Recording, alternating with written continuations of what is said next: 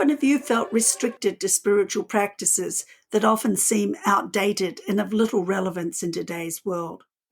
Are you discouraged to express your own creative talents and develop spiritual practices that are uniquely you? The Liturgical Rebels podcast is for people like you who want to reimagine and reconstruct their faith and spiritual practices.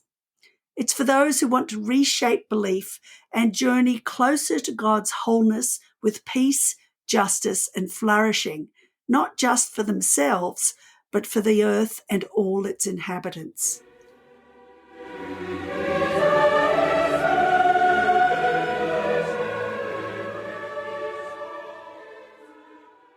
In today's episode, I will be in conversation with Ruth Padilla DeBorst, who yearns to see peace and justice embraced in the beautiful and broken world we call home. She is a wife of one and a mother of many. As a theologian, missiologist, educator, and storyteller, she has been involved in leadership development and theological education for integral mission in her native Latin America for several decades. Ruth teaches at Western Theological Seminary, serves with a learning community with students across Latin America, and with the International Fellowship for Mission as Transformation. She serves on the board of the Oxford Centre for Mission Studies in the UK and the American Society of Missiology. She lives with her husband, James, in Costa Rica as a member of Casa Adobe, an international Christian community with deep concern for right living in relationship to the whole of creation. Her studies include a bachelor's in education in Argentina, an MA in interdisciplinary studies from Wheaton College, and a PhD in theology from Boston University.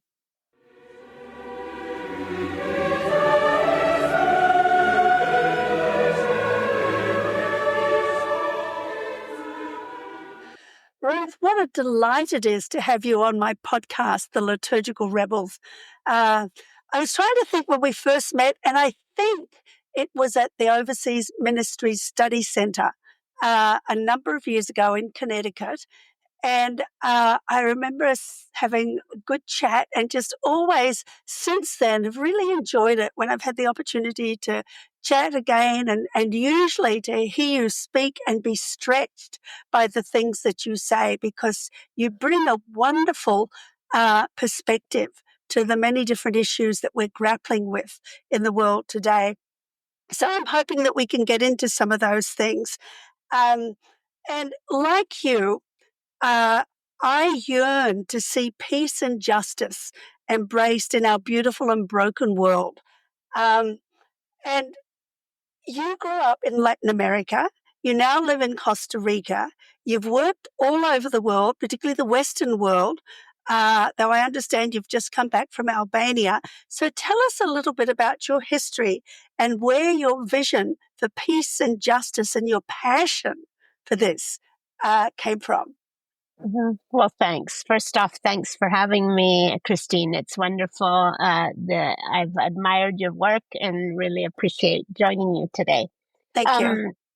My personal history obviously contributes to those passions. Yes. I grew up in Argentina, and as a young teenager, was subjected to a military dictatorship that was really savage, disappearing people left, right, and center. Anybody they felt was a threat to their mode of their view, their ideology, and such. And so, grappling already as a young person with issues of power, of justice, of human rights, of these things were just in our face.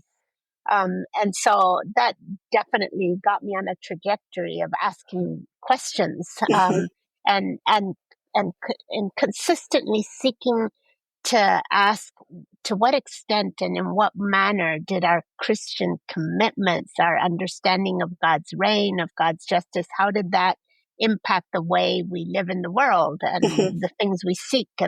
So that's just been something that's been with me my whole life. And of course, through life and experiences, being exposed to a variety of issues and realities that people experience, that has made that yearning even deeper. Oh, I'm sure. It's amazing. The thing that woke me up, and my uh, listeners probably get sick of me saying this, was working in refugee camps on the Thai-Cambodian border in the 80s. And it's amazing how our perspectives change when we are exposed to the realities of what's going on in our world, I think. Absolutely. Yeah, Yes, and yes. and you've certainly, boy, growing up in the middle of what you grew up in is quite incredible. And you do, of course, have a history that spans a number of continents, um, and a number of important organizations like the Oxford Centre for Mission Studies in England and the American Society of Missiology. You've been involved in learning communities with students in Latin America. You're now living in Costa Rica. It's a stretch to understand, how you can bring all of these kinds of experiences together. Because I'm sure that you've been exposed to a lot of different viewpoints, a lot of different theologies, probably a lot of opposition to some of the things that you say. You really have straddled many worlds. So the big question, what is it like as a female theologian from Latin America, working all over the world in the way that you do? A big question, I know. So take as long as you like to answer it here. Yeah. So perhaps just a little bit about how it is I can manage crossing so many borders and being Would be engaged lovely. in different Yes. places. So you I'm sure familiar with the concept of third culture kids, Very and much so. Yes. I am one of them. In that my mother was from the U.S. My father was from Ecuador. I grew up in Argentina. I was born in Colombia. I grew up in Argentina. So already from a young age, I had to juggle and in some ways figure out my identity and recognize that I may not be fully from here or fully from there, but Mhm. I'm an in between. And you learn to negotiate difference. You learn to navigate cultural particularities. And in the end, you end up becoming a bit of a cultural broker of somebody Mhm. who catalyzes encounters across the classic borders, imaginary or physical. And so that definitely has been part of what's made me who I am, and contributed to my capacity to engage with people from very different cultures. Now, of course, one of the big borders is the gender issue. Yes. Being a woman in theological education, being a woman speaker, a woman theologian, and that definitely is a challenging negotiation. Some spaces have been far more welcoming than others. But one thing I think has been a key is that both my parents were very supportive, affirming of the value, the gifting that God's Spirit gave each of us. I'm one of four sisters and one Mm. brother, and they were very insistent. And being a woman is no hindrance to actually living out what God calls you to live. And my mother's example was very powerful in that respect. As a woman, she taught Greek and hermeneutics. She Mm. preached in her church. So I had a good model to follow after. And many people recognize the name of my father, Rene Padilla. Very many less people recognize my mother's name, but she was definitely a key in my capacity to just step out and to Yes. do what I'm called to do and to use the gifts God's given me. And if people resist, that's their problem, not mine. So what was her name? My mother was Catherine Ruth Beezer, and then on my father's name, Padilla. Okay. Yeah, well, it's true. So often, uh, many of the mighty women, I think, of history, their names are almost lost in obscurity. I remember us working with the Salvation Army International Council one time, and Kay Rader, the wife of the general at the time, she was looking into the history of some of the women.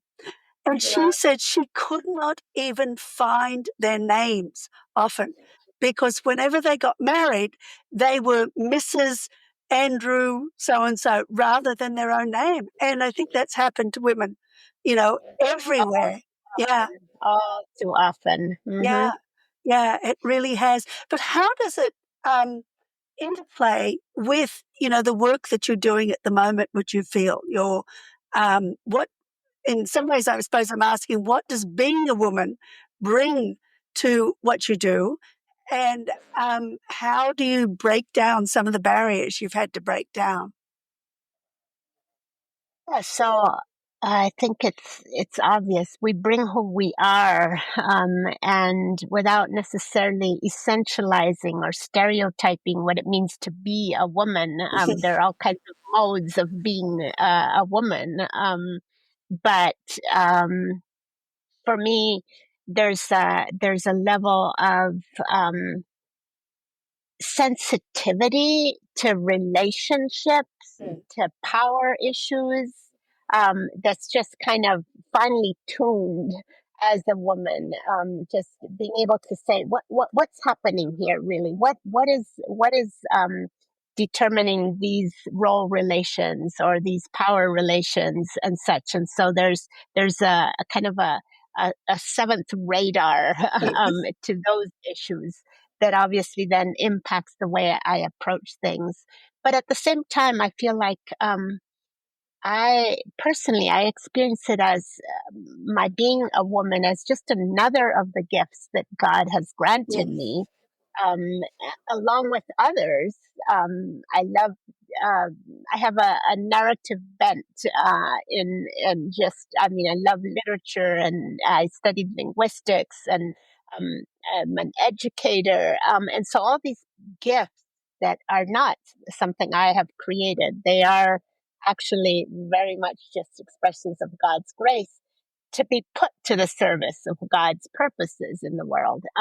And so I'm, but as you well know, there are people who question: can a woman actually speak out of God's word? I mean, you can speak, you can give a topic, but you can't preach. Yes. For many people, right? Or you can't be in leadership over men. And I've encountered pushback in very public ways and more subtle ways. But again, I feel like my calling is just to live out what God calls me to do, and it is their problem, not mine, in a way, how they choose to respond. And of course, then to advocate for women and elevate the voice of women and encourage and support both. I just spent some days in Albania with a group of women in leadership of theological institutions from around the world. And so we get together and we're able to support one another, encourage, kind of just lament the things that are holding us back, but be there for one another. And then at the same time, encourage younger women to not hold back, to engage, to step forth, to bring their gifts to bear on their ministry and their context. So it's both that mutual support and peerdom, and also then the mentoring and accompanying younger women.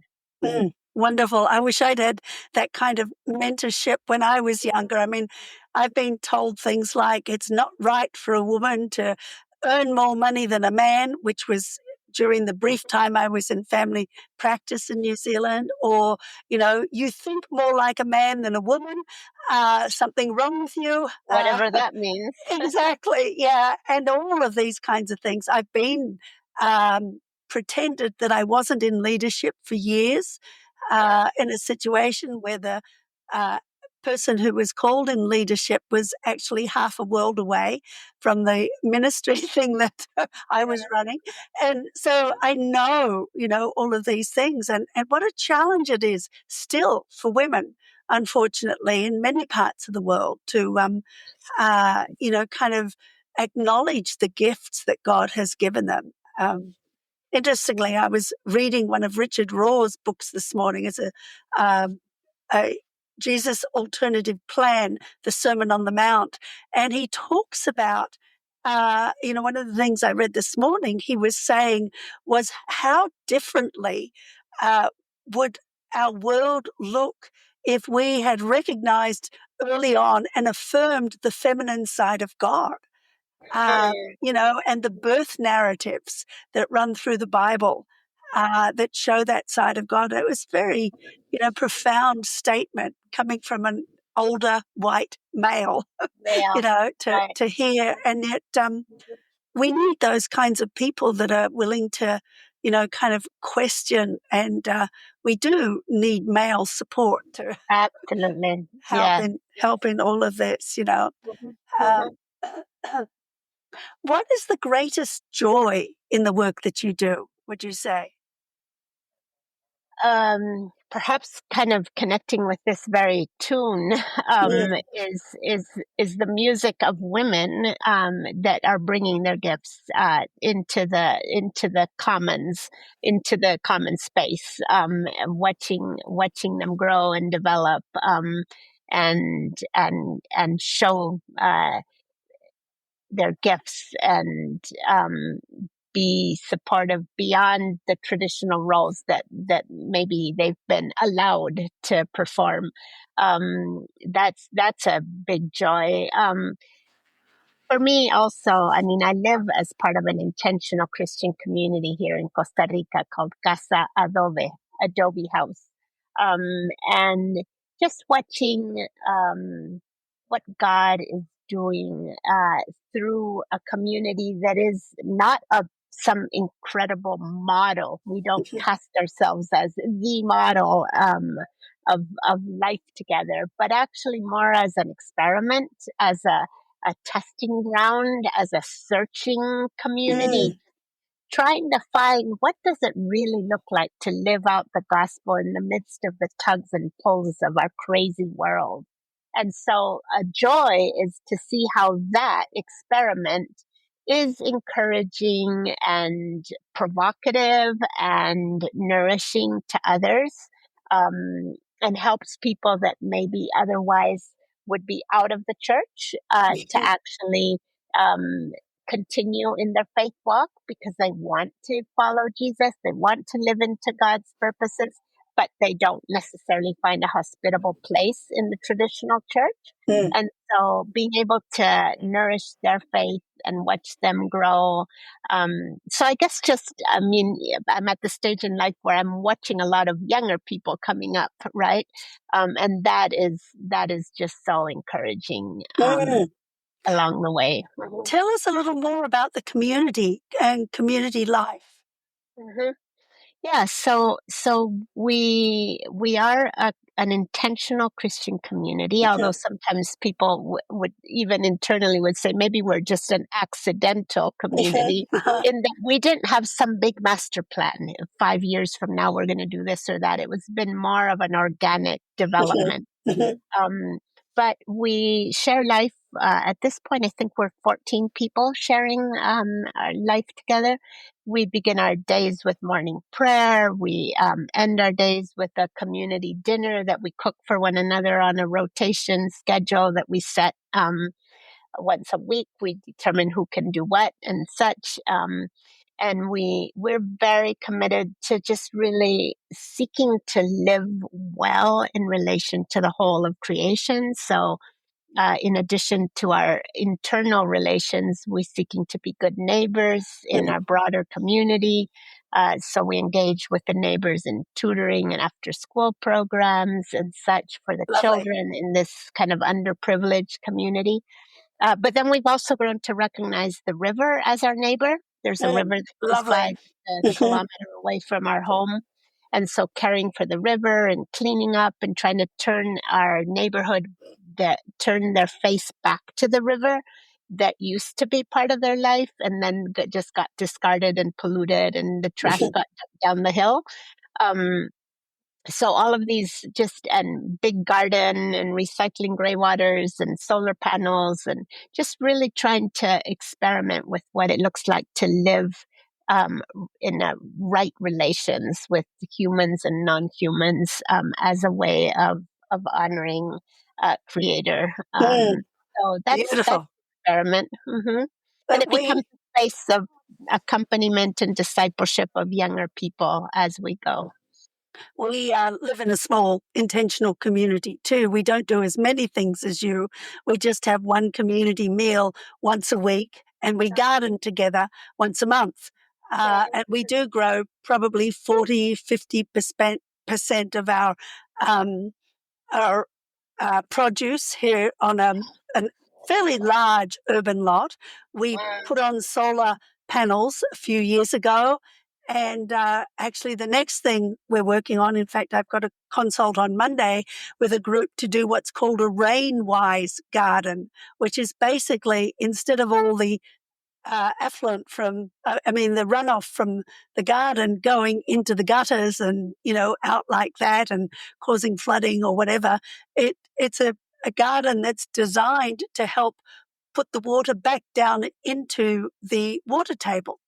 So that's the next step that we're working on here. And I think there's always something new that we can do to really kind of, in small ways, highlight our concern for God's good creation as well as for the people that live in it. And I know my next door neighbor often says to us, she says, "You guys are such an inspiration." And we've had lots of people live with us over the last 30 years. And what I've loved is that in the last couple of years, we've had quite a few of them come back to visit. And that's always a very special part, I think, of intentional community is the ones that go out and then come back and they tell you about how things have impacted their life. Because I'm a very, very strong believer in intentional community as a way of life for all Christians. I think, Yes. why don't more of us do that? Well, it has a cost. Uh, I mean, you have to learn patience and put up with things that if you lived in your little bubble, you would not necessarily have to. But on the other hand, I just have a hard time imagining how we can live in economically and ecological just ways without living in community. Because, um, you think of the fact that here we are, we all share one washing machine, one refrigerator, one microwave. I mean, if each of us had our own little bubble, there would be 8 of those, and that would be a carbon footprint that our planet cannot sustain. Of course, I don't necessarily prescribe that everybody has to live the same way we do. But I think we all do have to grapple with the economic and ecological implications of how we choose to live, of our lifestyle. yes, I would agree wholeheartedly. And I think that becomes more and more of an important kind of challenge for all of us in today's world. As we are constantly receiving more and more messages to make us more potent kind of consumers in a world where there are limited resources. And so I think this is a passion that we share, Ruth. That we share. Yes, yes.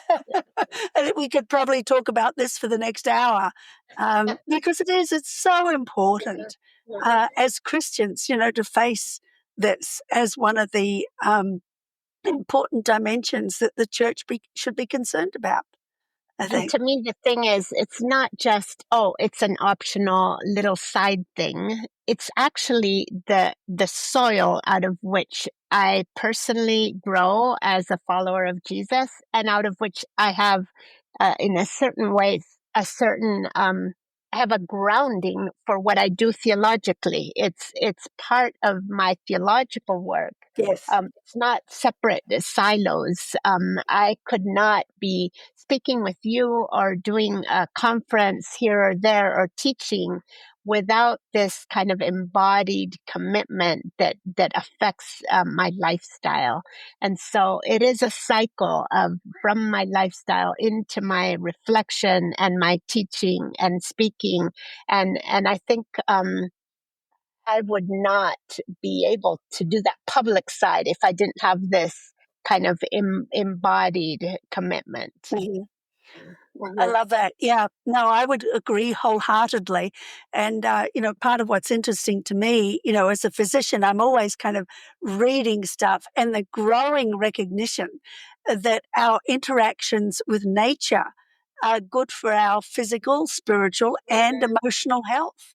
I know in Britain that you can actually prescribe time in nature as which I think is just beautiful. And there's Fascinating. that growing kind of recognition that this is something that is an essential part of helping people find healing in their lives. And so I hope more countries take on that, and more Christians take on the kind of passion that you're experiencing here. Um, One of the things that I really loved in what you said in your bio is, you love to challenge Christians to follow Jesus beyond our borders and into the margins. And you challenge us by saying another world is possible, and talk about a good God who intends for all people to have an abundant life and all creation to flourish. It's quite a statement that many people I know um, don't agree with. Many Christians I've talked to push back on statements like that. I can't understand why. But, from your perspective as a theologian, can you put a little more flesh on this vision for us as followers of Jesus? So, I mean, to me, there's not much more biblical than the awareness that God's intent is for the flourishing of the whole of creation. And we as human beings are a part of it. Mhm. And Jesus ratifies that when he says, I came to give life in abundance, right? And it's not a matter of giving it to certain little corner group that feels they own the truth. It's Mhm. for everyone. It's for the Yes. entire created order. And so, when you think about what God's mission is, when we think of the Missio Dei, God's purposes, God's intent for this world that God created, then we're just called to be part of that process and contribute to it in whatever way is within our means, with whatever capacities and giftings and such that we have. And so it gives a purpose to our lives to be engaged in that um, endeavor, recognizing that we're not the saviors of the world. We're not the Mhm. ones that are going to provide. This is God's gifting, but we are invited to be part of that process, to be God's hands in the midst of the world. That and so. So yeah, in whatever way we can, and it's not only left to a particular ordained group of people. It's for all of us as followers of Jesus, as children of God, to engage in this search. Right? Mhm. It's a search seeking God's reign and God's justice. It's a constant. It's not something we achieve and can. Uh, Tick the boxes and say this is our success. It's not. Mhm. It's never done. It's never over until God chooses to bring in the new creation. Meanwhile, we're called to be part of that good work. Mhm, mhm. Yeah. Well, it's interesting to me, I often think of the scripture that so many people use as their salvation scripture, for God so loved the world, and it's not God so loved people, he gave his son. Exactly. It's God No, so loved the world, world. cosmos, the Yeah, the entire cosmos. cosmos. Yes, exactly. And I think that's one of those paradigm shifts that a lot of people need to go through, that foundational scripture talks about God's love for the entire creation. And actually, just as an aside, I notice in the background, uh, every now and then I hear all kinds of wonderful sounds that sound to me like some of the, um, the animals and the birds around you. Is that true? Many birds, Yes. and you in your little prepping for this session, you said, try to be somewhere where there's no noise. Well, the birds, I cannot silence them. They are everywhere here. We Well, are I love hearing them in the background, coming from a country with many birds too. I'm listening as you're speaking. I'm not just listening to you, but I'm listening to the beautiful background noise. So I'm glad you didn't find a place where you could uh, get those out, because I fix think, them. Mhm. we're meant to be surrounded by these wonderful sounds. And I don't know, whether you read this, but during COVID, when the amount of um, sounds, city sounds around us decreased, the research that they did during that time showed that the birds sang more and they sang louder than they do when there's a lot of city sound around. So, I thought that was fascinating that in so many ways we have drowned out the sounds of God's world, um, in ways that are tragic, really, I think. So, Yep, a loss, a loss. Mhm. a tremendous loss, yes. Um, I don't know if you mind me asking you this challenging question, but how have the political decisions made here in the United States over the last few months impacted the work that you do? You don't have to answer it if you don't want to, but, No, just. I definitely can, because in addition to our community, we have formed a small local nonprofit that's dedicated to a few different objectives. One is with the children of the neighborhood and education. The other is the environmental side. But a third area is accompanying migrants and refugees, of Mm, which there are hundreds of thousands coming through Costa Rica. And we rent a small house on the border between Costa Rica and Nicaragua, and we have a small small shelter there and food for the people as they're on the move.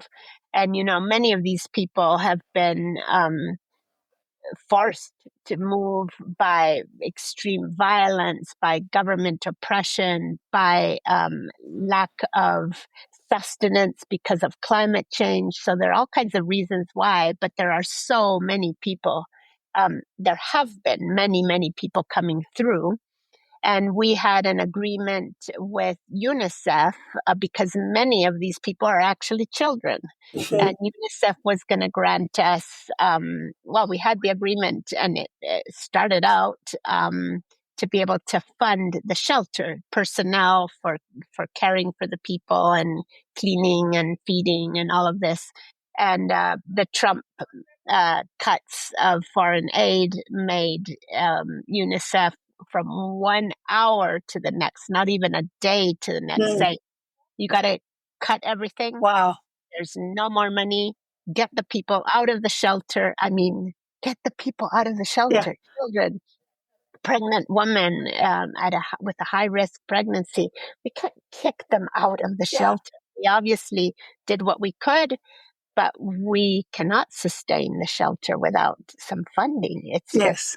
It's a steep demand. So it's just since the week after Trump's inauguration, it's just been a roller coaster of somebody saying yes, we can help fund it, and then they say no, and then somebody else shows up, and all these UN agencies, and even some not UN, some others.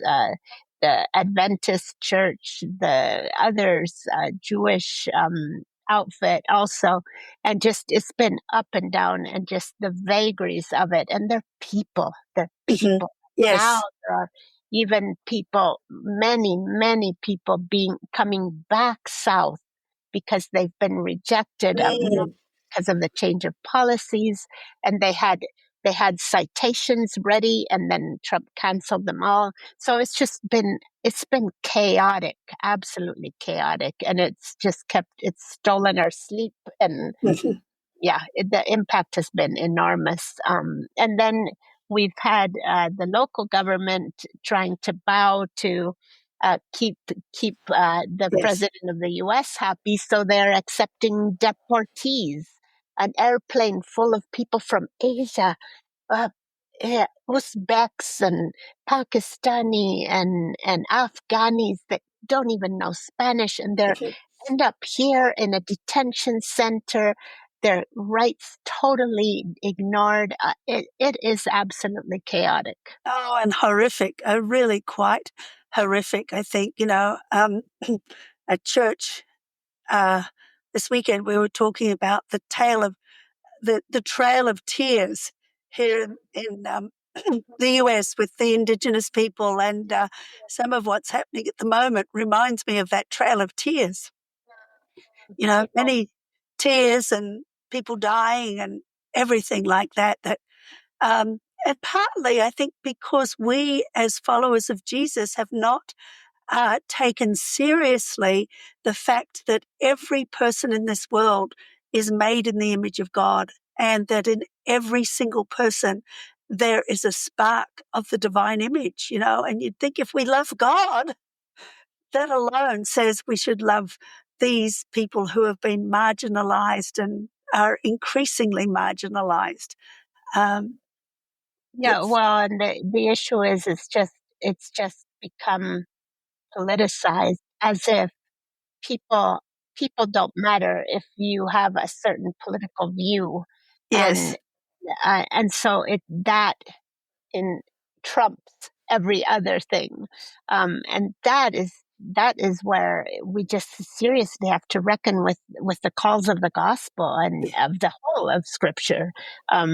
Just of walking humbly with God, loving mercy, seeking justice, recognizing the image of God in everyone, and the call to be. And so, but everything is just kind of prepackaged as, oh no, that's ideological, that's a certain Mhm. political, and so it gets written off, when actually that's the call of the gospel and the call of the mission of God's people in God's world. Exactly. Yeah. Yeah. No, I think we can both get rather fired up about this because I think that, as you said, I think part of what the challenge is that we've made Christianity in many ways into an ideology rather Mhm. than into a very practical way to live. Yep. Um, it's a huge challenge. Um, so, Ruth, is there something else you'd like to share with our audience before we finish here? I think I think a question, many of us are asking, and possibly particularly your audience, is, so how is one to live in the midst of these crazy, uncertain, chaotic, and life sapping measures that are impacting not only the US, they're impacting the entire world. My Mhm. husband and I, the other day, were talking about the fact that um, this is just an unprecedented historical moment in our lifetime, at least. It just in the havoc that's being wreaked on people, and how so many people that were already vulnerable are now being vulnerabilization is intensifying. And the question then is, so how does one uh, stay hopeful? How does one stay engaged? It's just overwhelming, and it's so painful. And so I think, we're just leaning into recognizing the need to be even more intentional about being communities of hope, about being communities that continue with the good work that we're called to engage with, and to continue asking questions and to continue resisting, and doing so not out of some personal heroism, but as communities that live out an alternative and become little remnants of faithful seeking of God's reign and God's justice, even when the world tells us that that's not the right thing, that's woke, that's whatever it is. And so I think that just can we continue nourishing hope by being together, and continuing to remind ourselves who is Lord, and reminding ourselves of our calling. That's lovely. That's a wonderful note to end on because, I think you're right. There is hope.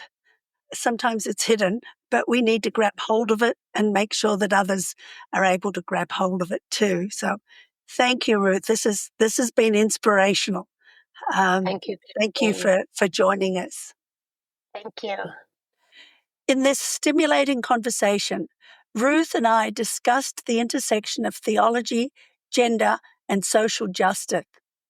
Ruth Padilla DeBorst shared her personal history growing up in Argentina during a military dictatorship, which shaped her passion for peace and justice.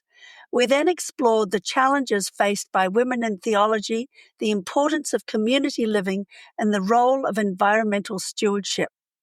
The conversation also touched on the impact of political decisions on migration and refugee support and concluded with a discussion on maintaining hope in chaotic times. In the next Liturgical Rebels episode, I will be in conversation with Al Tizon, who was born in Quezon City in the Philippines but grew up in the USA.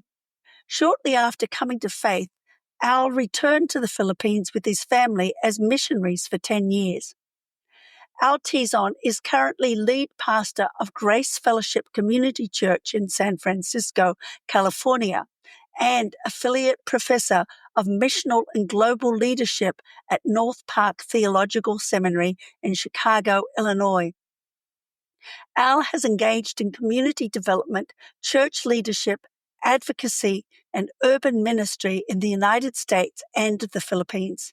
He is also the author or editor of 7 books, his most recent being Christ Among the Classes, The Rich, the Poor, and the Mission of the Church.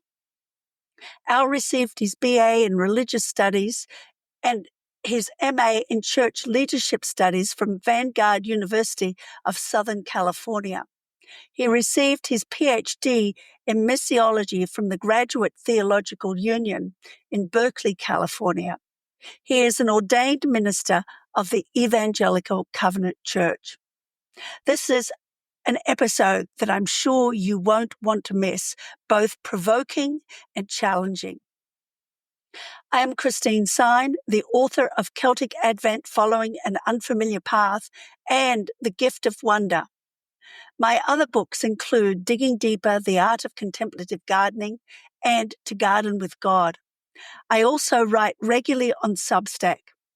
If you enjoyed this episode, don't forget to hit like and subscribe to the podcast. Please also share it with your friends or join me on Substack, Instagram, or Facebook.